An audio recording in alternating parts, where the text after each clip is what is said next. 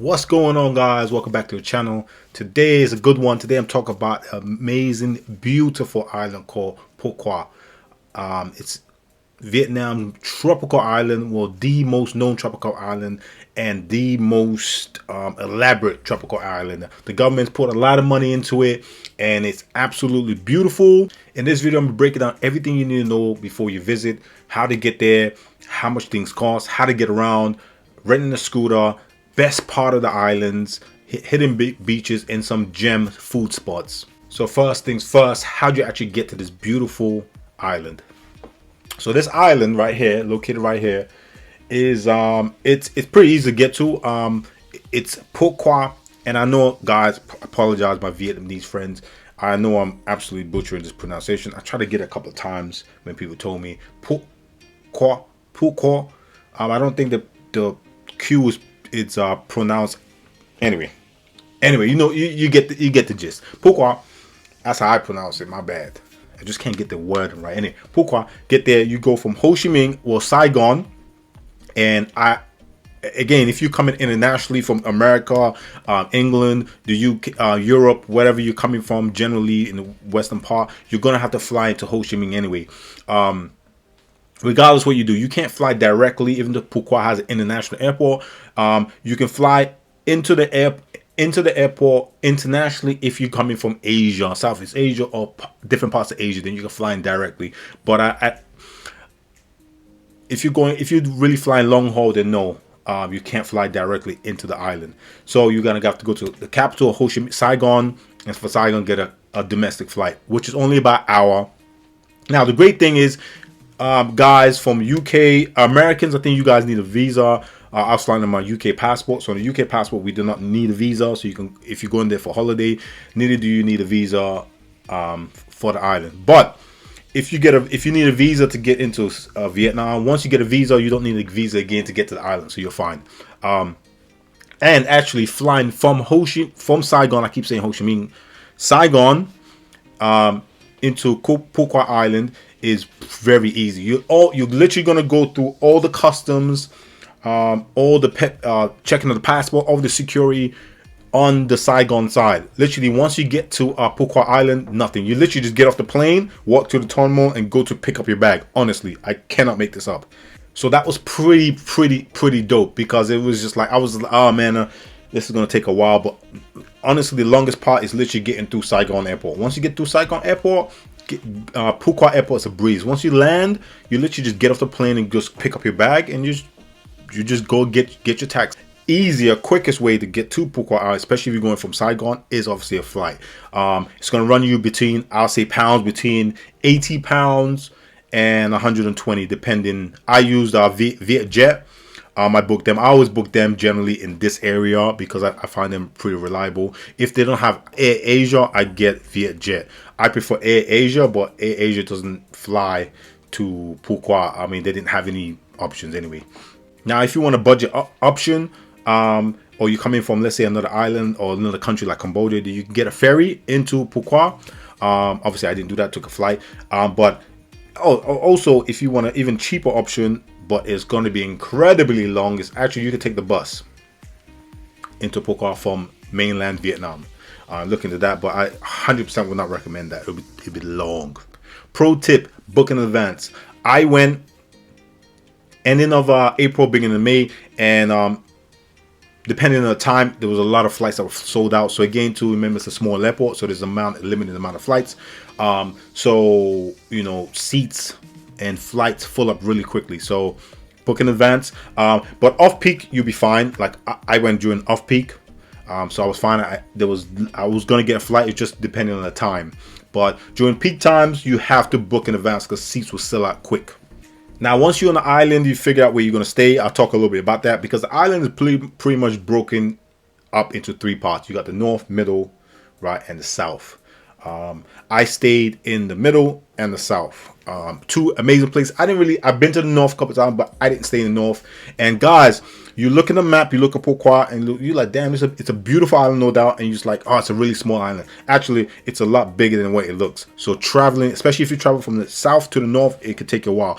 Especially if you're a scooter, you're looking at an hour and a half, maybe two, right? So Renting a car might be an option if you want to explore the entire island, but I rented a scooter. I think the scooter is just a better bet. It's more economical, easier, it's really cheap on petrol, and just easy to park. There's loads of scooters around, easy to park. And guys, do not let Asia put you off as far as riding bikes. Phu Quoc is really chilled compared to Saigon, and forget to Bangkok. Phuket is really chill to ride scooters, and it's so much more safer, and it's just a little bit better. It's not crazy packed. Again, too, guys, I'm just talking about the time I went, which is again off peak. So maybe peak might be a little bit busier, but still, it's still not going to be super busy. So I would always recommend renting a scooter. Now, I rented a scooter too through the apartment I was staying in. So it was like a part hotel, and they hooked me up with a scooter company, and it ran me $150,000 per day, which runs about $6 to $8 per day, right? So it's not super expensive. Again, too, depending on the season, you could look at it being anything between 150 to about 300 per day, depending of the size of and how fast and how big the scooter will be. But generally 150 range. That's what I paid for my scooter. Now again, I rented it for 5 days. If you go a week or even a month, you can get a lot cheaper per day options or even monthly options. So you just have to talk to the rental companies and see what you can bargain. Traffic is manageable. Roads are cool. Really chilled outside of the main towns. When you get into main towns, it's chaotic. It's super busy like other Asian towns, or you know what I mean. Again, it's not like Saigon. Saigon's completely insane. It's nothing like Saigon, but it's still very busy. So use Google Maps or Waze and just follow the maps, and it will keep you on track. Especially us, we were trying to explore and find little amazing beaches, so Waze literally got us there pretty easy. Where to stay. Now Phu Quoc is a lot bigger, like I said previously, than it looks. At first I was like, oh, that's easy, I can go from the south to north. I rent a bike and it'd be like 45-50 minutes max. Nah, it's I thought it was similar to Langkawi. It's actually bigger, so it's tough. So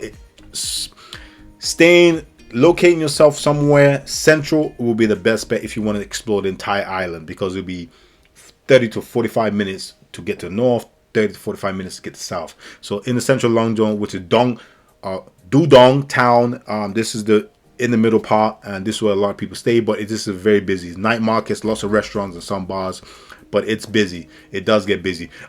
Two of the best beach clubs and beach bars we went to was in Dondong, and it was dope. So I'll let that know later in the video. Oolong Beach and Soar Beach is another two good locations. Like I said, I'll say anywhere in the middle. At first, I stayed in the Novotel Beach Resort, which is just a little bit lower than the middle. It's a great location, really great location, guys. So I'm not bigging up the hotel because they're not paying me, so fuck them. But I do recommend this location to stay in if you want more chilled and more quiet outside of the busy Dong Dong. Also, it has a really dope night market, literally opposite the hotel, the Novotel Hotel. And it literally open to late, and you can get food, drinks, clothes, whatever. Night market. There's shops. There's a nice spa. There's restaurants. So this is a really dope area if you just you don't want to venture out of the town. You want to maybe stay by the hotel. This is a good time. But mind you, it's pretty far out everything. So to get into the town, you need a bike, need a taxi, whatever it may be. So you're kind of far out by the ocean. But again, too, there's some things. But like I said, walking it's cool, but you're not gonna explore too much because you're kind of out of the way, right? So the great thing about this island, there's spots like the North Soar Beach, which is on the other side. You got Sunset, which is down. So there's parts of this island that's busy and there's lots of things to do, but it's spread out. Good tip: be selective where you stay. Avoid staying in like remote areas if you don't have a scooter, or you just wanna always grab and be travel long distances. Okay, this is the thing about it. So like I said, my first recommendation is just stay in the middle of the island, not in Dong Dong, just a little bit outside of it. Like I said, Novotel was a good one, but again, to rent a bike. Renting a bike was a scooter was absolutely crucial and was amazing, and actually made it even more fun because then we can explore.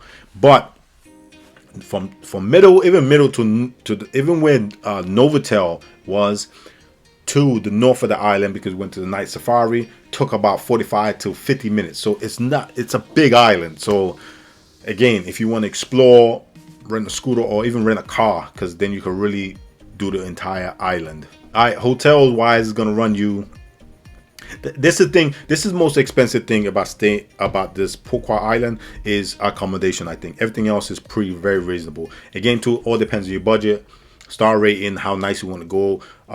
When I travel, I like to stay in nice places. So and I'm sure you can get Airbnbs, but I wouldn't recommend Airbnbs. Just you can get bungalows, flats, stay with other people. Do that in advance. But hotels will generally run you between 30 to 140 per night, depending where you're staying, location. Again, if you want apartments, there's lots of apartments. Because it's very new build. The government put a lot of money into it, and there's a lot of new buildings. So a lot of them are getting rented out. So you're gonna have loads of options. Great place, again, too, underrated place. I stayed in. First I stayed in Novotel, then I got a Part Hotel, which is absolutely beautiful, and it was a sunset town. Guys, you definitely have to go to Sunset Town and just witness it. It's like being in Europe, but not being in Europe. So this is the whole theme of the island. For some reason, they love Italians and they wanted to theme the island like in Italy or something. Whatever. Food and prices. Food. And this is going to be an unpopular opinion, but I love Asian food. Like literally Asian food. I love Asian food. Hey, I'm just gonna be honest. This is my opinion. Vietnamese food is just not making top 10 or top. No, okay, I won't say top 10. That's a little bit of exaggeration. It's not making my top 5 for sure. I got Thai, Malaysian, shit, Sri Lankan, even though it's, South Asia, Southeast Asia. I got Philippines food better. Man, Cambodia food's better. Yeah, again too. A lot of people love Vietnamese food, so I'm not trying to put you off. But anyway, let's get back to it. Prices range, man. It depends. If you go into Western, getting Western food is gonna be the most expensive by far. If you get Vietnamese food, it's pretty cheaper. But it's a very huge mix of Japanese, Korean food. There's many different types of places. Vietnamese food depends. If you go into food market, street food is gonna run you anything from 50 cents or $1 all the way to $3. I mean, so it's very cheap if you get street food. Now, if you're sitting down in a restaurant, you're looking between $10 to $20 depending on the restaurant, what you're getting. But guys, especially this place right here, you have to go to this place. And this place was by Novotel Hotel, and it's again, they're not paying me. This is not promotional video, but the service is amazing, the food is amazing, the quantity was amazing. I'm a big dude, I like big quantities. So this was 100% worth your money. Like I said, we had loads of food, and it wasn't even that expensive. What, 600 or something, like 600 to 700 dong,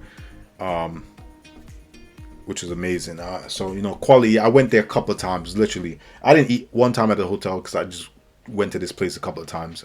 So definitely check this place out. But again, you just gotta explore and check out the food. The food is good. I'm not saying the food's rubbish. The food is good. I found the food so much more better actually in Phu Quoc than it did in Saigon. That's another story. But yeah, so you're looking at between, depending night markets, you're gonna be looking at between $6 to $12 depending what you eat. Grilled fish, grilled chicken, grilled pork, whatever, you're gonna run you between $4 to $12. Vietnamese coffee is delish, by the way.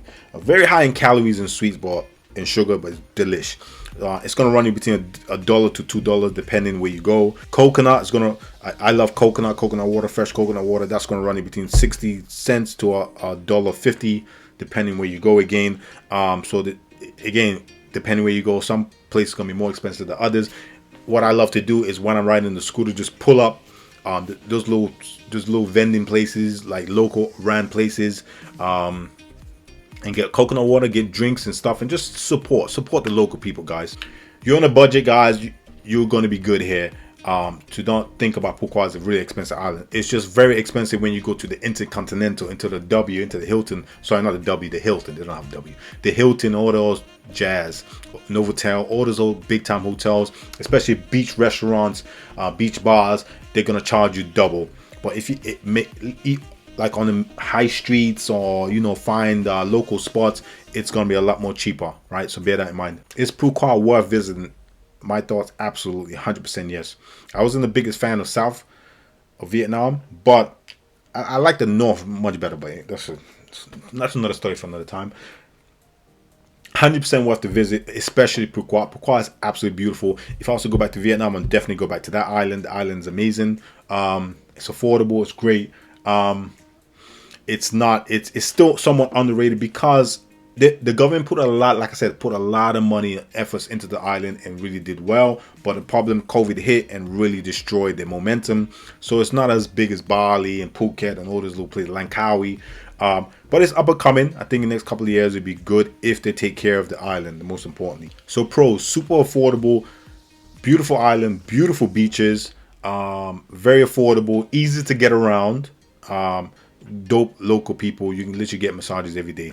Cons, construction everywhere. There's still construction because they're still trying to build and build and build. I'll be curious to see where this island will be in like the next 5 years, because they're doing a lot of work and putting a lot of money into it. So there's some places that are literally just nothing, and there's loads of like construction in other places. And this is the most disappointing part, is there's a lot of beautiful beaches but a lot of dirty beaches. There's trash everywhere on these beaches.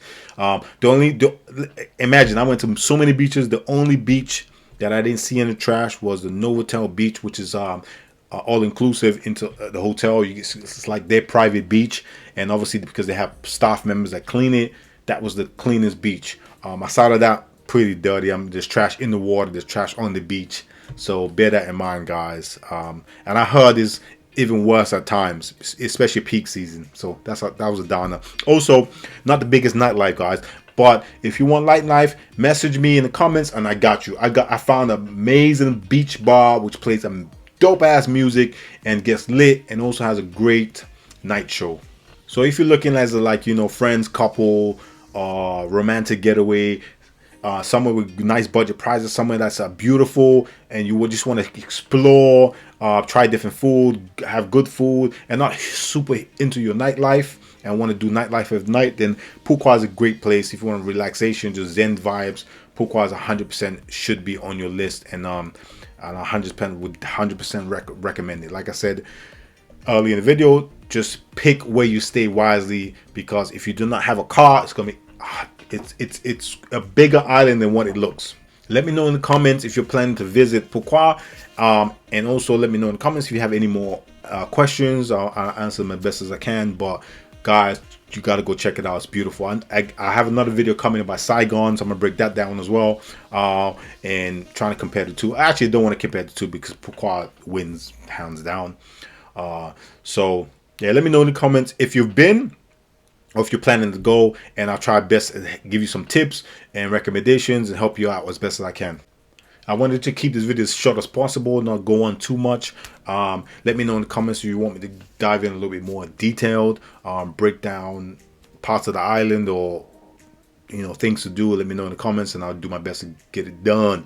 But I hope this video helped and give you value, and most importantly, give you some recommendation tips and give you information before you visiting the island.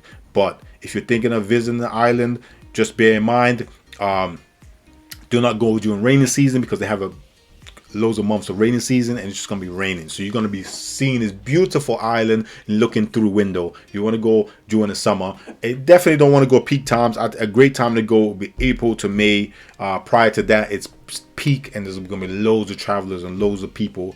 So a perfect time, I would say, is less people will be April to May. Okay, so bear that in mind. So hope you enjoyed the video. Hey, don't forget to hit that subscribe button, hit that like button too. Till next time, peace.